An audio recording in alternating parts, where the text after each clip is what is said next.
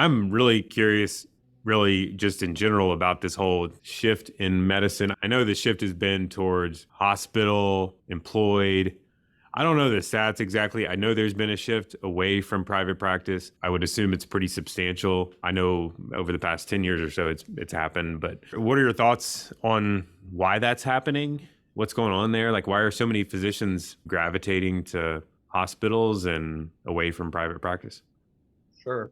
So that is definitely the trend. And in fact, in the last year or two, I can't remember when the crossover occurred where more than 50% of physicians in the United States were employed by a practice or system in which they had no ownership. So basically, we're employed physicians, Hmm. right? And that trend has continued since that crossover point. So, and I think it might be 60-40 now, independent practices being the minority, for the first time. Well, now it's a continued trend where we're the minority in medicine in general.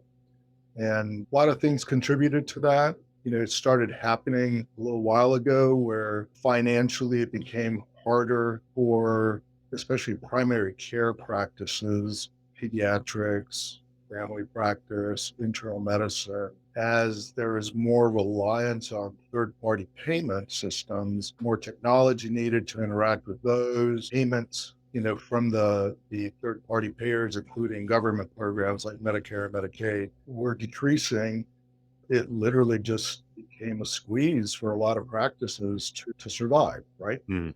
And then, so there was this big trend towards hospital systems buying, acquiring primary care practices. The idea that they had at the time was, well, if we can get the primary care physicians to refer to the specialists in our system, that's where they make their money anyway, right? Which is, the big margins are in the surgical procedures and that kind of stuff. Mm. So that was a trend that started, and again, I don't know the statistics exactly, but it was pre-COVID, right? So that was 5, 6, 7 years ago. And then when COVID hit, that put a big stress on everybody, right? I mean, that was a big, big stressor. So post-COVID and during that time, you saw a lot of practices shifting over and being acquired. It's interesting, though, that at the same time, hospitals were divesting themselves of some practices because they no longer really needed them or it wasn't financially,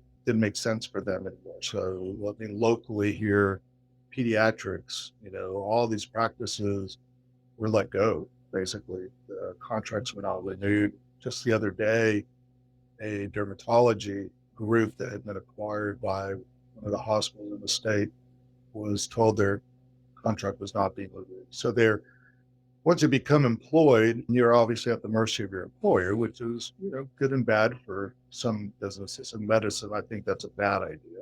So I think the big push was initially financial. And as there's more consolidation of the systems and more just growth of those hospital systems, which rely on volume to maintain or to generate their revenue, they need more physicians, and fortunately, a lot of the younger generation coming through training are no longer exposed to private practice. So all they see, all their mentors are system medicine people, and their mentors are system medicine people. And they come out thinking, well, that's the only option. Hmm. So that's kind of the trend that we're fighting against. And there's a lot of good reasons why I think the timing is great for this, but from the patient point of view and physician point of view, to start bolstering, and that there's going to be a shift back towards independent medicine. May never be the majority again, but I think it's going to be very substantial.